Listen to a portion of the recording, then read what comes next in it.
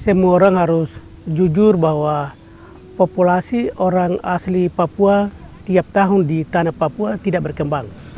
Kenapa saya katakan itu? Memang karena indikatornya ialah statistik di provinsi maupun di kota kabupaten tidak memberi jaminan dan kepastian bahwa orang asli Papua itu berkembang. Dengan demikian, Majelis Rakyat Papua membicarakan ada dua hal yang sangat penting dan sangat mendasar, yaitu masalah tanah, tetapi juga masalah penduduk atau manusia di atas tanah Papua. 250 suku yang kami bangga-banggakan yang ada di 7 zona adat, ini berkembang atau tidak?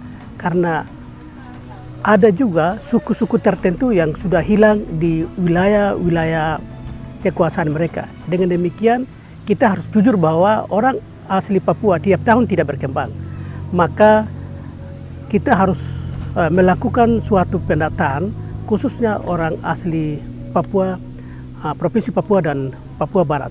Dengan demikian, kampanye yang diselenggarakan oleh Majelis Rakyat Papua menyadarkan kepada kita semua, terutama kepada orang asli Papua, supaya benar-benar komunitas atau populasi orang asli Papua tidak berkembang, maka harus mengaspirasikan kepada Majelis Rakyat Papua bukan penataan wilayah-wilayah adat di mana didiami oleh suku-suku yang ada di tanah Papua. Dengan demikian, masyarakat bisa mengetahui, pemerintah bisa mengetahui bahwa populasi orang asli Papua berdiam di daerah-daerah wilayah adatnya masing-masing. Karena terkesan bahwa tiap bulan atau tiap tahun komunitas orang asli Papua ini menjadi kurang, kemudian penduduk lain yang imigran yang masuk ke tanah Papua menjadi jumlah yang cukup besar dan ini menjadi beban pemerintah. Maka solusi terakhir setelah hasil kampanye ini, Majelis Rakyat Papua ingin melakukan ada 3 KTP, yaitu KTP pertama adalah KTP untuk orang asli Papua atau KTP lokal, kemudian KTP untuk KTP bagi teman-teman saudara-saudara kita yang imigran yang datang ke tanah Papua, dan ada KTP juga yang pencari kerja. Dengan demikian 3 KTP ini bisa berlaku di tanah Papua.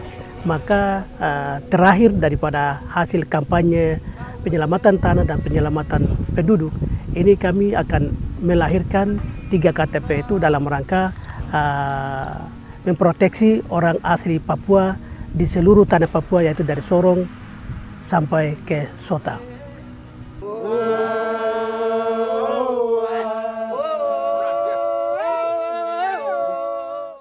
Sesungguhnya setiap manusia, setiap bangsa itu diciptakan di atas tanah airnya masing-masing.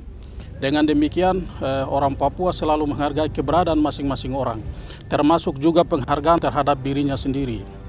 Jadi itulah betapa pentingnya nilai manusia menurut orang Papua.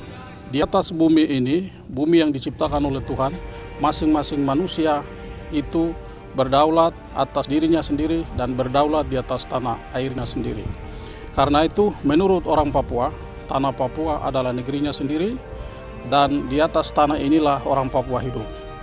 Berkaitan dengan orang lain yang datang ke Papua, terutama dalam hal dengan kelompok migran yang masuk ke Papua, orang Papua berpandangan bahwa apabila kedatangan itu dilakukan dengan cara yang baik, dan itu atas restu orang Papua, dan sepanjang tidak merugikan kepentingan orang Papua, maka itu dapat diterima dengan baik.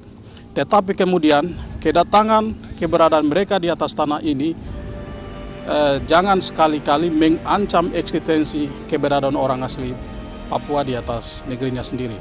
Itu yang paling penting. Untuk itu barangkali untuk ke depan harus ada semacam tindakan bijaksana yang diambil oleh seluruh komponen orang Papua maupun oleh pemerintah sendiri. Dan seluruh komponen yang ada di Papua harus mencari semacam sebuah solusi yang bijaksana untuk dapat menyelamatkan orang Papua yang ada di atas tanah ini. Hal ini penting karena apapun alasannya, keberadaan manusia, apapun latar belakangnya, apapun sukunya, harus diselamatkan karena ini bagian dari ciptaan Tuhan.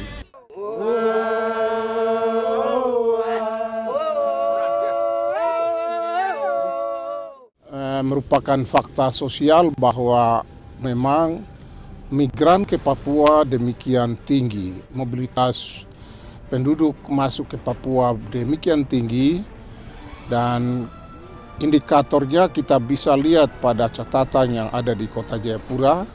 Kota Jayapura diidentifikasikan sebagai salah satu kota di Papua yang tingkat pertambahan penduduk tertinggi di dunia, dan pertambahan penduduk yang tinggi itu disebabkan oleh adanya migrasi ke Papua. Dan itu bukan karena pertambahan berdasarkan